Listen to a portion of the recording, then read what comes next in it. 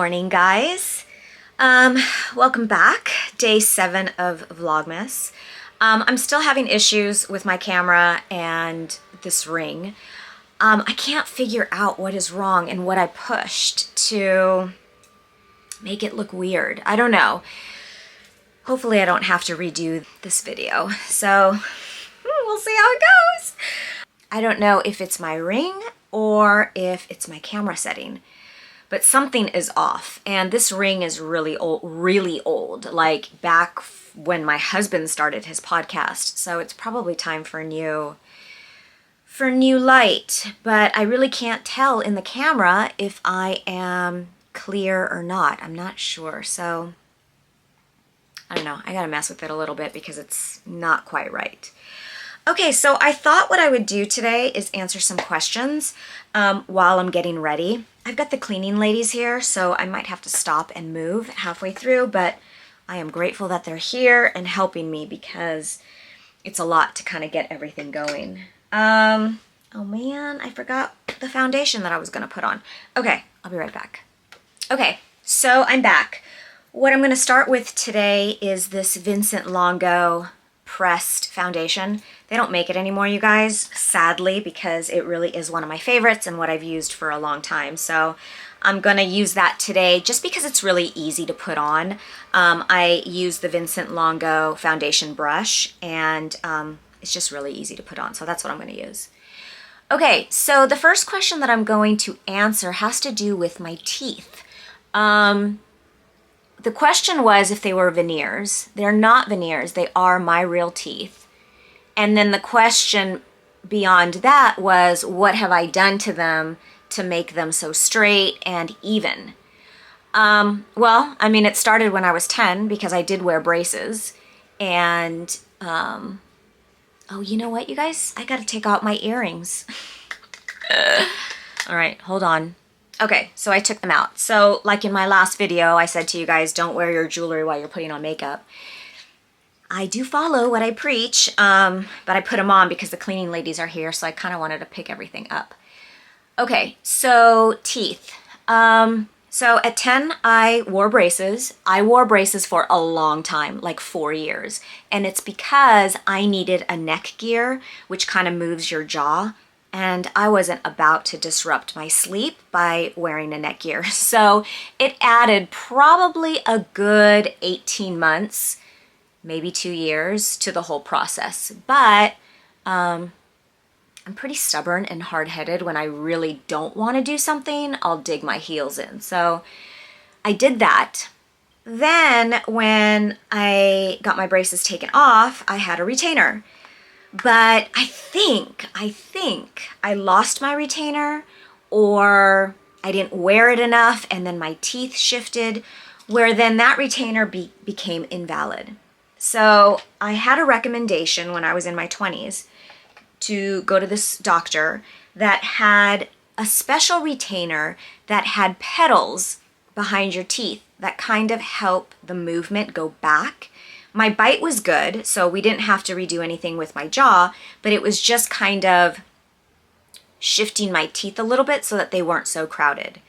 He's the one that shaped them, probably made that evenness that you guys are seeing. And then the retainer was great because any little shift that happened, he was able to kind of fix. So that's it. It's basically finding a dentist that is an artist. It not only looks at your teeth for like the utility of them, which is eating and your jaw, but also like the beauty of what teeth are, because that's what we see. And my son just got, I'm using the Vincent Longo blush. This is Swan Lake. Again, you guys, this company's defunct, so I don't think they have it anymore. But so my son went to, you know, kind of like the local orthodontist that's here. And he was great. He came highly recommended, does like all the kids around in the area. And he did a good job. Grayson had some movement in his jaw that needed to happen. And he did a good job. But When he took off the braces, they kind of mismanaged the time of when they would take the impressions, he would go back and get his retainer, and then have his retainer. And his teeth shifted. And when that happened, as soon as that happened, I went back to the doctor that did my teeth. And I said, look, this isn't right. I know that these can be better. And I want Grayson to have these specific retainers. He said, go back to the original doctor. He can fix them, blah, blah, blah. Long story short, he didn't fix them. So I think if you can find a dentist that really works on the beauty of what teeth are without trying to sell you on veneers, because you guys, veneers, unless you have a wretched mouth, I definitely wouldn't do veneers because they completely ruin your regular teeth. And it's painful. They fall out. And it's just, if you don't have to do veneers, I wouldn't do it. I would only do it if you have like a real problem mouth. And that's kind of the same thing that I think of with plastic surgery. Plastic surgery is great, you guys. I think that there is so much advancement and so much cool thing that comes from it. But we are still aging and doctors are still human. So what I feel about plastic surgery is, does it make us look better? Yes. After about 18 months, are we starting to kind of see that aging process again? Yes, because we're still aging. It's not stopping. And my issue is when you have a person, a human, cutting and pasting, the natural aging process will start to pull and sag, you know, in areas that maybe you didn't have before. So what I think about plastic surgery is, do it if you have a real reconstruction, if you have deep bags under your eyes, if you have a huge turkey neck, like all that stuff will help restore your face to normal. And look, is there things that I would like to do? 100%. I would love to do like a little pull here. You know, I have, the way my jaw is, I have a little thing here. Would I love to do it? Yes.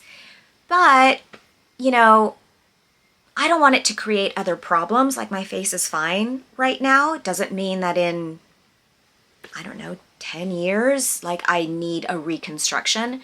And so that's kind of my thing with cosmetic anything. What do you have to work with? Go see people that will help beautify what you have. And then at that point, you can make a decision down the road if you need something more. So that's my thing. And that's my thing with my teeth. So, oh, and then the other thing that I used to use them more religiously before, more so than now, are the Crest white strips. I don't even bleach my teeth at the dentist. I have naturally whiter teeth. When I look back at old pictures, they were definitely more yellow, but I did nothing to them. When I started using the Crest strips, they really helped my teeth. And even my dentist now says, what are you doing to whiten your teeth? And I'm like, Crest strips. And he always says, is that it? And I'm like, yeah. So my teeth really like the Crest whitening. My husband, he gets them professionally whitened because he has more of a yellow tint. But I will say, I think my husband has stronger teeth. Like, he doesn't have any cavities. I have cavities. Grayson doesn't have cavities. And I think they have a little bit more of a yellow tint. So that's my thing with teeth. I don't know if you guys have other questions about it, but I really do feel like going and finding a professional that has a cosmetic lens of beauty that can help you just maximize your natural teeth. Honestly, that is the best thing that I can tell you. And that will entail maybe a little bit of filing, maybe a little bit of evening out, but you want to go to somebody that is good at what they do, that is more conservative than just kind of, yeah, let's get in there and move it all around. you don't want that with anybody, with teeth, with plastic surgery, with Botox, with any of that. So, all right, let me know if you have any more questions on that. Okay, so I'm moving on to mascara, the Kevin O'Quan, same thing that I showed you guys a couple of days ago. The other question that I got had to do with what I do for work. So you guys, that is a long story because I've done a lot of different things. Not because I was jumping around, but because what my passion and what my goal was when I was younger kind of forced me to jump around a little bit. So I was a dancer, and that's what was my training. I would do it 9 hours a day. When I was in school, it was 6 hours a day, every day, including Saturday. We had Sunday off. So my goal back when was to be a Broadway dancer, to do videos, to do whatever. And I did that for a while. And then I kind of had the realization that, you know, I don't really want to be a background dancer. I want to like be in the front. Literally and figuratively, I guess. So I moved to acting. And for 10, almost 15 years, I trained and I auditioned and I had my agents and I did all the stuff that I wanted to do in that world. But I had always said to myself, when I hit 30, if I'm not working in a capacity that I can support myself and not be kind of like that struggling artist, I would move on. Because as much as I love it, and I love it now, and I am an artist at heart forever, you know, you have to kind of move on, or else you're in a holding pattern of, ooh, I'm gonna get this audition, oh, I'm gonna get that role, oh, I'm gonna, you know, and I kind of knew that I didn't want to live that way. So meanwhile, while I was auditioning and training as an actor and living my best life, I decided to go get certified as a Pilates instructor. And that was very much in my wheelhouse because I was a dancer. And so I opened up my Pilates studio when I was 22. And it was successful. I had a lot of clients. They were totally on my team. Anytime I had an audition or anything, they were always supportive in moving their times around or moving their days around. And it was great. I loved it. So when I opened up my studio, my husband and I, we incorporated. And so we opened up Pinnacle Performance. And at the same time, my husband was going to school, finishing his degrees in psychology. And so when he finished and got his PhD and started having, you know, personal clients, it all fell under that Pinnacle Performance umbrella. And I did like all the financials and all that kind of stuff. And as I got older and I moved away from acting, we had Pinnacle Performance, my Pilates business and my husband's private practice. Then that moved into my husband starting a podcast, the Finding Mastery podcast.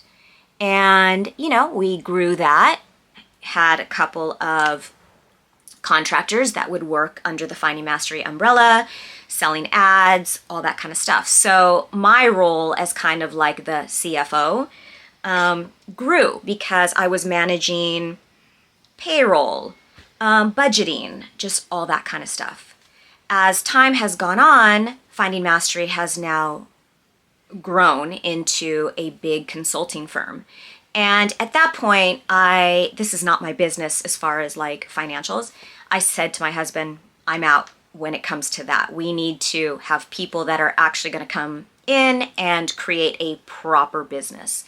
So Finding Mastery now, our company, my role in that is, of course, I'm co-founder and owner, but my title is CVO, which is Chief Vibe Officer. And, you know, when we hire and doing like the vibe of the business and, you know, talking with our team, that's kind of my role. It entails a lot only because when you are a co-founder owner, you wear a lot of hats. So whatever needs to be done, we get done. Now we have a proper business. We have a COO, Mike's the CEO. We have, you know, more of a CFO, and it's a proper business. But my role in being co-founder and owner, it's a lot. There's just a lot of things that aren't seen that I have to do. And then of course we still have Pinnacle, and of course I'm still a mom. So it's a lot every day to kind of manage and juggle life, but you know what, you guys do too. And you may not have a business, or you may not be a mom, or you may not, but you have you. And we are kind of our own corporation, our own business. So that's my story. So when you see me going to work and doing that kind of stuff, I'm going to the Finding Mastery lab, and I just did the construction on that with help from the woman that helped me. And that's what I'm doing, and just filling in the holes and the gaps that need to be filled in at the time.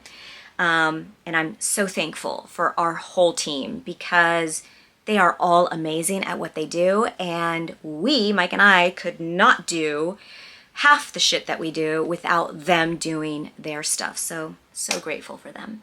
So that's my story. Not much to it other than we just kind of do what we do, and Mike and I have always made decisions based on what we think is best for our family, and that's it. We keep it moving, and we adjust and we pivot every day, because no day is the same, and that's it. All right, you guys, let me know if you have any other questions. Let me know. I didn't really kind of show you my makeup stuff, but I did my cheek and my eyes. I'll put some lip balm on, get dressed. Maybe I can do a workout this afternoon, but that's it. All right, guys, I appreciate you all for watching and staying engaged, and we'll talk soon.